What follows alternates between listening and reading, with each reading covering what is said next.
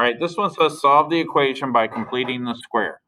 Again, I notice that all of these are divisible by 4, so I'm going to reduce it. The reason I do this is it just makes it easier to find the square and what you multiply by and what you divide. Simplifying helps. So anyway, 0 divided by 4 is 0.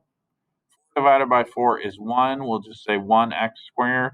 64 divided by 4 is 16, so that reduces down to negative 16.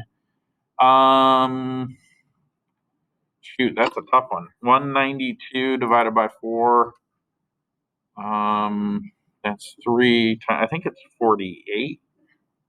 Let's see on the handy dandy calculator. I'll just do it on the tab here. 192 divided by 4. Oh, of course. That's okay, I got my calculator now. 192 divided by 4. Yeah, 48. So we'll go back here. And this is 48. And so now I'm going to subtract 48 from both sides because that's the process, minus 48. And I'm going to get 0 is equal to x squared minus 16. Move this over here a little bit. 16x. And now I'm going to add something. What am I going to add? Well, remember, b over 2 is the thing that we're interested in. b over 2 is negative 16 over 2, which is equal to negative 8. What I'm going to add to both sides, though, is negative 8 squared, which is 64. So I'm going to add 64 over here. I just realized I made a mistake over here. 0 minus 48 is still minus 48, or negative 48, depending on how you look at it. And then I'm going to add 64 to that. So now on my handy dandy calculator, right back in there, I'm going to say 64 minus 48 equals 16.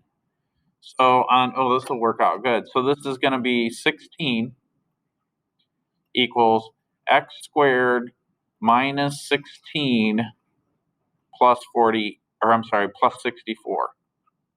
So now this becomes 16 times, or is equal to x minus 8 squared. Right, so it's minus 8, minus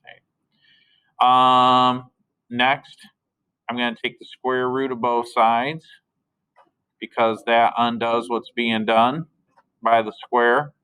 The square root of 16, don't forget you got a plus or minus over here. So this will be plus or minus 4, and that's equal to x minus 8. Now I just add 8 to both sides. Whoops, I got to slide down a little bit. I'm going to add 8 here, add 8 here. So I've got 8. Why is that not?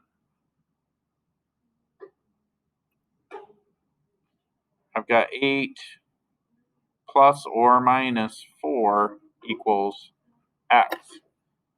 So let me just look real quick and see how, yeah, they want you to follow it all the way through. So that means I've got two problems. X equals 8 plus 4, which is equal to 12. And I've got x equals 8 minus 4, which equals 4. So both of those are the correct answer.